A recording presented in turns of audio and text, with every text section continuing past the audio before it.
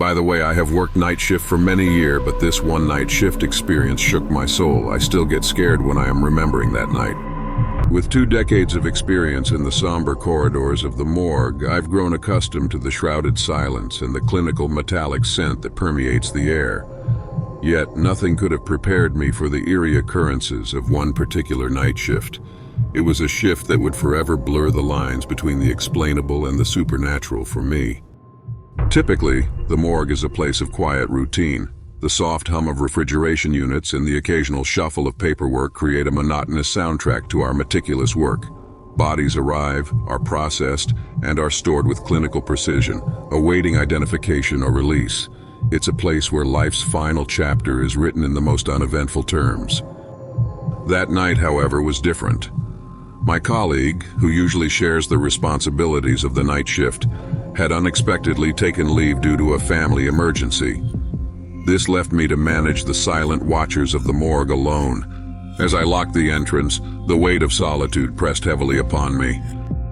The morgue's oppressive silence seemed to deepen with each passing hour, heightening my sense of isolation. Normally, I find comfort in the quiet, but the stillness of that night felt unnerving. Shadows seemed to flicker just beyond the reach of the morgue's dim lights, and every distant noise echoed through the empty halls. As I settled into my routine, a faint murmur broke the silence. The sound seemed to emanate from the direction of the cold storage where the bodies were kept. At first, I dismissed it as the wind or perhaps my own imagination playing tricks on me after hours of solitude, but as the whispers persisted, a chill ran down my spine, urging me to investigate further.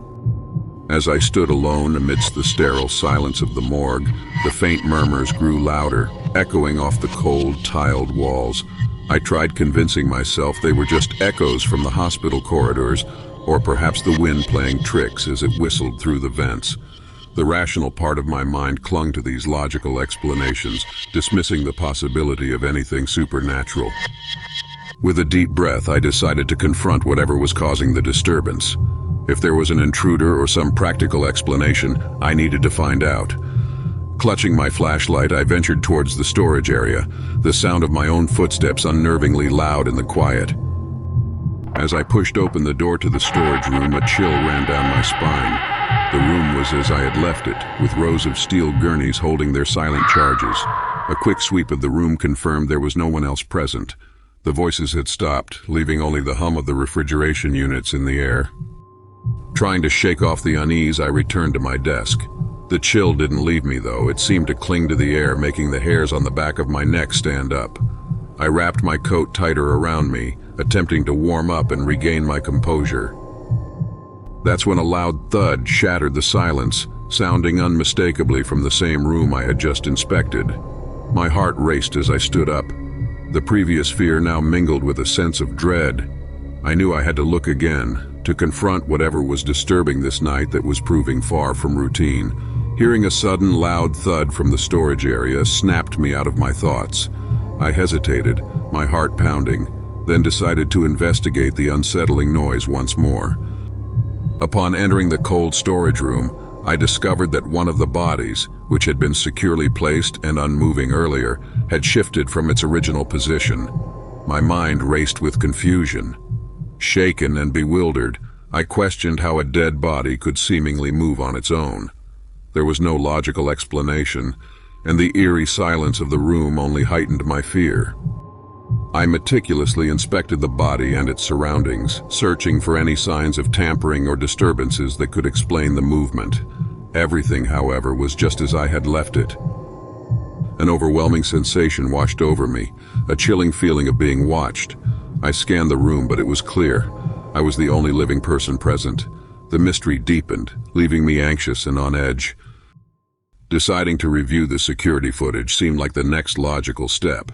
Upon playback, the screen showed no sign of any intruder entering or exiting the storage room. The decision to remain in the morgue until dawn weighed heavily on me. Each shadow and noise seemed to jump out, turning the night into an agonizing wait for daylight. Finally, the first rays of morning light brought with them a wave of relief. Other staff began to arrive, their presence a stark contrast to the night's solitude. Reflecting on the events, I found myself grappling with the boundaries between reality and the supernatural. Could there be an explanation that eludes the rational mind? Even years later, each shift begins with a lingering sense of dread. The memory of that night continues to haunt the corridors of the morgue and my mind alike. My night shifts at the rehab facility are a study in solitude and vigilance. As the world sleeps, I patrol the dimly lit corridors and ensure the safety of residents, keeping a watchful eye on the quiet ebb and flow of the night. The office, a small room filled with monitors, becomes my command center. Here, rows of screens display various angles of the facility, each flickering with the lives of those we care for. It's from this vantage point that I oversee the calm of the night. One chilly evening, as I scanned the CCTV feeds, a figure caught my eye. There was a man standing on the terrace, barely visible yet unmistakably there. He seemed out of place in the serene night landscape of the rehab center. On closer inspection, the man's appearance sent a shiver down my spine. His eyes, piercing and unsettling, seemed to stare right through the lens of the camera, directly at me. His presence was eerie, marked by an intensity that felt almost tangible. A sense of dread washed over me as I realized this man, with his horrifying gaze, seemed to recognize me. The chilling thought that he was watching me as intently as I was watching him through the CCTV left me unnerved and anxious. As I stood in the dimly lit corridor, my heart raced with a mix of fear and curiosity. The need to verify what I had seen on the CCTV was overwhelming. Despite the terror gnawing at my gut, I moved towards the terrace, my steps echoing in the quiet night. Reaching the terrace door, I reached for the handle, my hands trembling. It was locked. Confusion set in as I wondered how the man could have accessed the terrace. The fear intensified, shadows seeming to move in the corners of my vision. Determined to face whatever was out there, I fetched the keys from the security office. The jingle of the keys sounded unnaturally loud in the silent building. Each step back to the door felt heavier than the last, my mind racing with possibilities. I unlocked the door, the click of the lock piercing the silence. Pushing it open, I braced myself for what I might find, but was met with only the cool night air and an empty terrace. The silent emptiness was unnervingly palpable. Doubt crept into my mind as I stood there alone. Was my mind playing tricks on me? The terror of the night began to morph into a fear of my own sanity, leaving me to question everything I thought I had seen. After the unsettling encounter, I felt compelled to report the incident to my supervisor. Describing the mysterious figure in detail, I hoped for some form of validation or explanation. My supervisor listened intently, his face a mask of concern and curiosity. Together, we decided to review the CCTV footage. The anticipation was palpable as the screen flickered to life, replaying the night's events. My heart raced as we approached the moment of the sighting, expecting at any second to see the eerie figure appear. However, the footage revealed nothing unusual. The terrace remained empty, with no sign of any intruder. My supervisor's brow furrowed in confusion and then suspicion. The room grew uncomfortably silent as the reality of what this might imply sank in. "Are you sure you weren't seeing things? Maybe it's the stress or you're tired," he suggested, his tone shifting. "You know, working nights can be tough on anyone. Maybe you should consider some rest or even a checkup." I was stunned and hurt by the implication that I might be hallucinating or under the influence. I defended myself vigorously, asserting my sobriety and mental clarity. It was crucial to maintain my credibility, but I could feel their trust eroding with each passing moment. Feeling isolated became a daily burden as my colleagues whispered doubts about my mental state.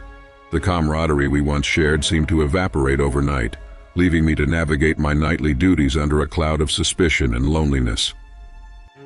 But curious for answers, I started digging through the dusty archives of the rehab facility. Hours spent in dimly lit rooms flipping through old records began to paint a picture of the building's eerie past and the unexplained incidents that were never officially documented.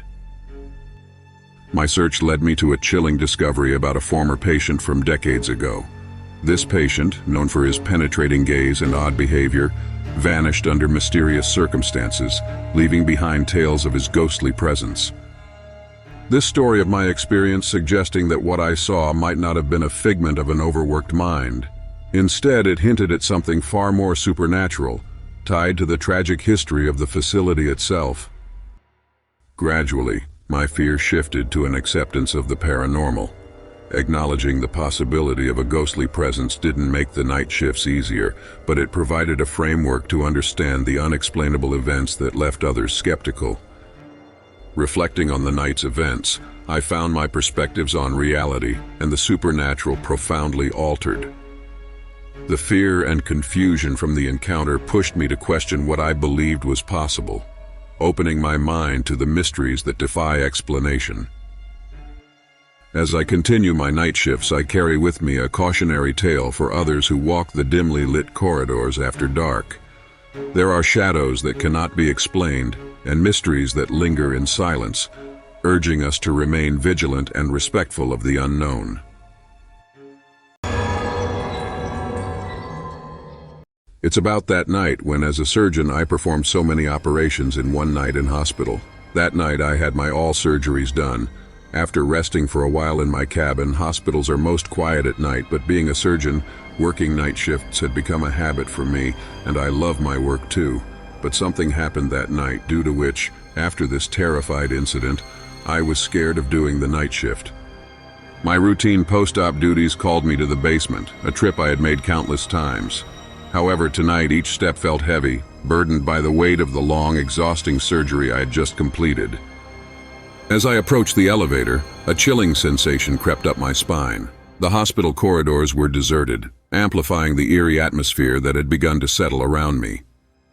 Stepping into the elevator, I leaned against the cool metal wall, lost in thought about the intricate surgery I had performed. The quiet was unsettling, broken only by the hum of the elevator descending. The elevator descended slowly, its dim lights flickering occasionally, casting long shadows that danced on the walls. The usual hum of its machinery seemed louder in the oppressive silence, heightening the eerie atmosphere. As the door slid open, I was met with an impossible sight. There, standing in the dimly lit basement, was the patient I had just left in the operating room. But how? My heart skipped a beat as the reality of the situation dawned on me. She had died during the operation. Yet here she stood, looking as real as ever. Was I seeing a ghost? The air around us grew colder and the silence of the basement seemed to deepen. She stared at me with familiar eyes, eyes that were no longer supposed to see the living world. Frozen in place, I struggled to process what was happening. Fear gripped me tightly, making it hard to breathe. The encounter was as chilling as it was mystifying, leaving me questioning everything I knew about life and death.